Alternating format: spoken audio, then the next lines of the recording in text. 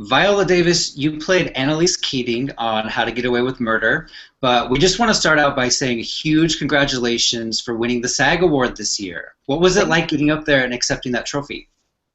Um, Very exciting, as you would imagine. Very exciting, exhilarating, surprising that you could be chosen amongst really fabulous women. And then, it's the inevitable feeling afterwards of, and now what? Now what? And the SAG, the Screen Actors Guild, has sort of been one of your biggest fan clubs over the years. You've been nominated 5 times and you've won 3. For How to Get Away with Murder, and then Best Actress and Best Ensemble for The Help. To get that kind of support and feedback from your fellow actors, does it give that award a special meaning to you compared to other awards and nominations you've gotten over the years? Yes, it does, absolutely. The thing about acting is, as you're going along, you get caught up in the social media aspects of it, the Twitter, the Facebook, likability factor, what dress you're going to wear on the red carpet, that at some point you have to remind yourself what it means to be an actor. What is the creative process? And other actors know that. A lot of them are standing on the sidelines. And I think that it is especially gratifying for me to know that I still remember what it means to be an actor, that I've still kept some semblance of my integrity, and I think that actors see that. Your speech was so great that night, and I was just reminded that Matt McGorry is the one that actually handed you the trophy, your co-star on How to Get Away with Murder. What was it like just being there that night, seeing everyone, because I'm sure you're a fan of some of these actors that were there. Meryl Streep was there. Yes, I was sitting at her table. I was telling her that my daughter has seen Into the Woods 17 times, which she has, by the way, my 4-year-old. But it feels great. It feels great because usually the reason why I love theater so much is that you feel a sense of community with theater.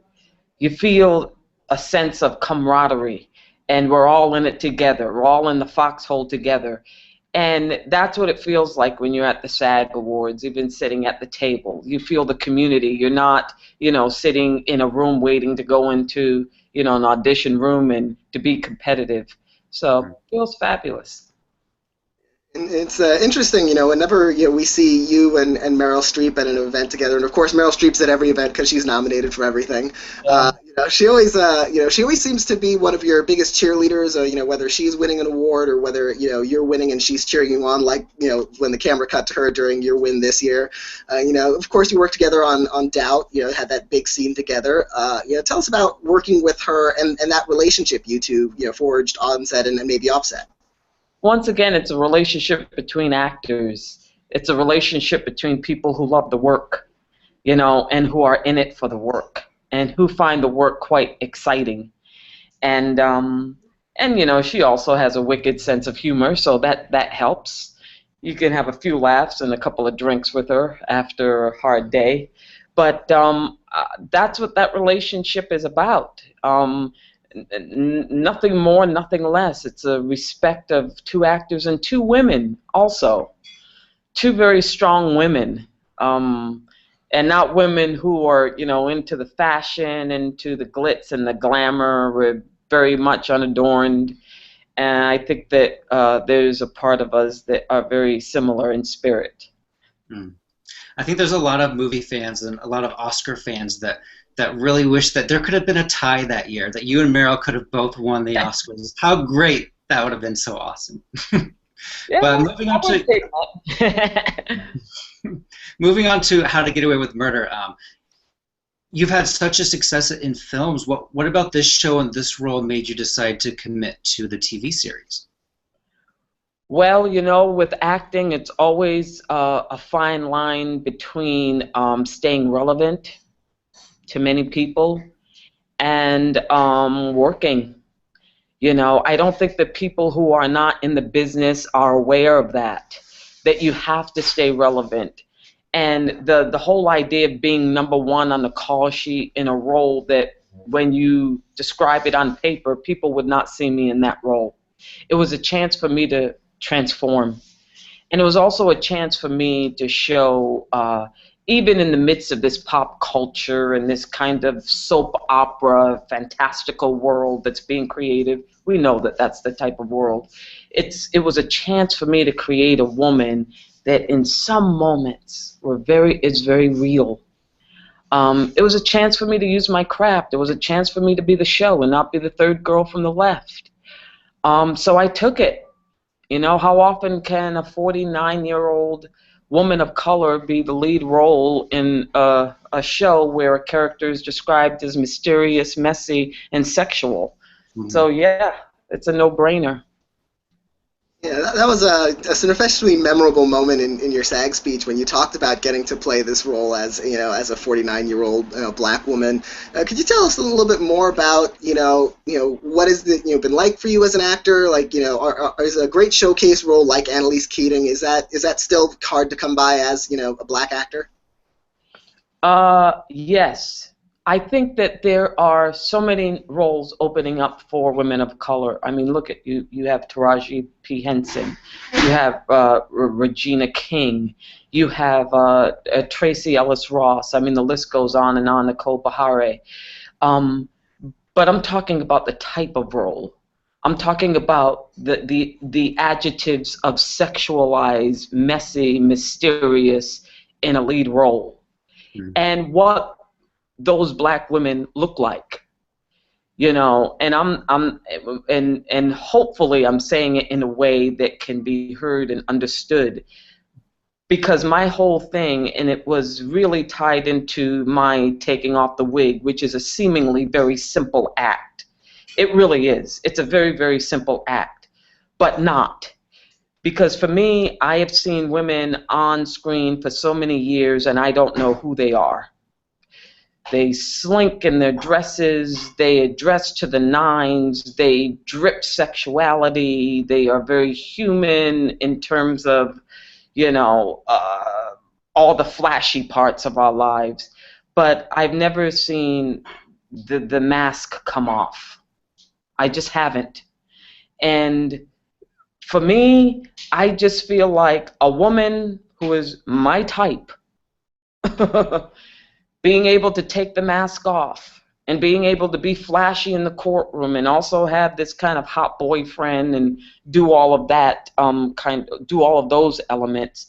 It was a chance for me to introduce something different. And at the end of the day, something very real and honest. The wig scene you mentioned, that was my favorite scene from season 1. And is it true that was kind of your idea to do that scene? It was my idea. That was my idea. The Mama's Here Now with Cicely Tyson was my idea, with the sexual abuse and me not being Annalise, being Anna Mae. All of that was my idea, because as an actor, once again, going back to what we said, it is our job to create human beings. It's not our job to create personalities. That's what you see. You see gimmicks and personalities far too often in our industry. It's my job to create a human being that is multifaceted, that is vulnerable, that's not necessarily likable, that sometimes is hard to watch. As hard to watch as Julianne Moore wetting her pants in Still Alice, I wanted a moment where whoever Annalise professes to be in that courtroom is not who she is in her private life. And I wanted a physical act to show that. And a part of me wanted the shock value of that also. But I know who I am at the end of the day when I take my hair off, my lashes off, I have no eyebrows. I know how I walk in shoes. I know how other women walk in shoes. I know that they're not all a size 0, and they don't all, shop at Neiman Marcus and Saks Fifth Avenue. I wanted to see some semblance of that woman. I wanted to woman up. And that's why I signed on to the role, and I did not want to do a role where I could just look fabulous in every scene. I didn't want to do that. I thought it was denigrating for me to just do that. You mentioned Cicely Tyson, who came in towards the end of the season as Annalise's mother. And you both appeared in The Help, but not in the same storyline. So what was it like playing that sort of head-to-head matchup, on the show with her, and getting to play those new revelations about Annalise's past? It was a joy. It is a joy to be in a ring with a formidable opponent. That's what it feels like. And when I say a formidable opponent, I mean someone who is just as courageous and just as willing to go for the truth as you are. And it takes courage to go for the truth. It takes courage, to sit in between, Cicely Tyson's leg while she's scratching my head. That's something that I did when I was a kid with my mother. I would never do that in public, but I thought it was necessary in order to show that relationship between that mother and daughter in that scene. And she's willing to go there, and I'm willing to go there. And what you saw, I believe, was something incredibly compelling, dynamic, and honest. At Gold Derby, we do a lot of predictions. We're predicting the Emmy Awards. And I'm looking at our predictions right now. Cicely Tyson is, according to Gold Derby, is going to be nominated for Guest Actress, and you will be nominated for Lead Actress. I don't want to jinx anything by saying that. I'm just kind of letting you know where things stand. If you do get nominated, is there an episode you have in mind that you might submit to the Emmy judges? Like one that's more impactful or more, dramatic than the others? I have, there's so many moments that I like, and I like the wig coming off, but I know that that's just one moment in that episode. I like the courtroom scene in freaking Whack-A-Mole. I love that whole episode, I'm telling Sam to stay in that. I thought it kind of showed the pathetic aspect of Annalise, which I found interesting, juxtaposition with her strength. But I sort of like Kill Me, Kill Me, Kill Me, because when I read the script, it just kind of made my heart race. That's just not me, Viola. I was embarrassed by a lot of that, but I felt that to me was a real marriage disintegrating. I think that's how ugly marriages get, and I think it was a really great mix of different elements going on, manipulation element, vulnerability elements, and then I like Mama's Here Now. I just kind of never seen that on TV. I've never seen that level of honesty and courage and lack of, gimmick. Just something that was very real. I like Kill Me, Kill Me, Kill Me, Mama's Here Now. And, and one of the episodes with Marcia Gay Harden, I like that too. I love everything that I did with her. One of the benefits of playing a defense lawyer on the show, and legal dramas are popular, probably partly for this very reason, is that you get a lot of these really powerful, extensive speeches, closing arguments, that sort of thing. Like the episode you mentioned with trying to get the client off of death row. Are scenes like that just catnip for an actor? Yeah, they are. They're pretty awesome. They really are. They're pretty awesome. You get to be, you know what? That's the closest you get to being on stage, on screen. Because as a lawyer, you have to act. And your objective is to change the minds of the jury. And your objective also is to entertain. It's a very narcissistic element of being a lawyer. And I really like it because I think that that's what Annalise has going on. It's a narcissism. I think it's a ploy, I think it's a distraction to the parts of her that don't feel narcissistic at all, that don't feel much of anything at all. But I love being on stage, so I love being in that courtroom. Yeah, I do. Especially with a particularly hard case where I get to really beat someone down, like the senator in freaking Whack-A-Mole. And the season ran for 15 episodes, which is closer to the cable model of Yeah. doing, tighter seasons. Do you think that helps with the fact that this is a very serialized show to have it be, tighter, less episodes than the 22, 24? Absolutely, because it's harder to keep coming up with storylines. I think after a while you just run out of ideas, maybe. I think you need to regroup, reassess. And you know what? Number one thing people don't know, you're tired. Hmm. You're completely exhausted, and exhaustion, once again, is the kryptonite of actors. It's hard to keep coming up with different ideas and to infuse it with any kind of energy. And also, I agreed to do 15 episodes because I sort of can't give up anything. I really wanted my movie career. I'm working on so many other things. Barbara Jordan, the Harriet Tubman biopic, and I didn't think that I had 22 in me. So, yeah. Yeah, 22 episodes certainly is daunting. You mentioned, the courtroom scenes being like being, closest to being on a stage, and of course you've done a lot of theater. You're a two-time Tony winner. And you've actually been on Broadway 3 times and earned Tony nominations for all 3 times, and all for August Wilson plays. What has that been like, basically batting 1,000 on Broadway? Batting 1,000. Well, you don't feel like you're batting 1,000. I don't care how many awards you win. I don't care how many awards you're up for. I always question the actor who's in it for the awards. I don't know how anyone would want to live this lifestyle for awards. It has been a joy to be on Broadway just because of the work.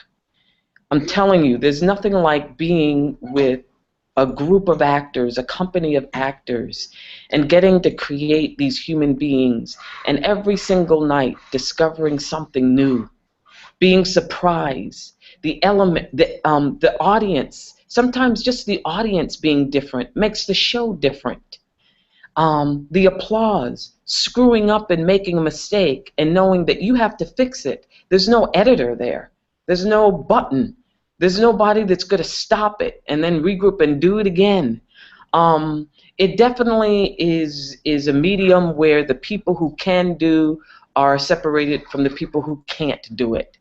And it's the reason why I literally wanted to be an actor, because I actually like the craft. I like doing puzzles. And that's what it's like, figuring out a human being and putting it out there for people to feel less alone, for people to see themselves.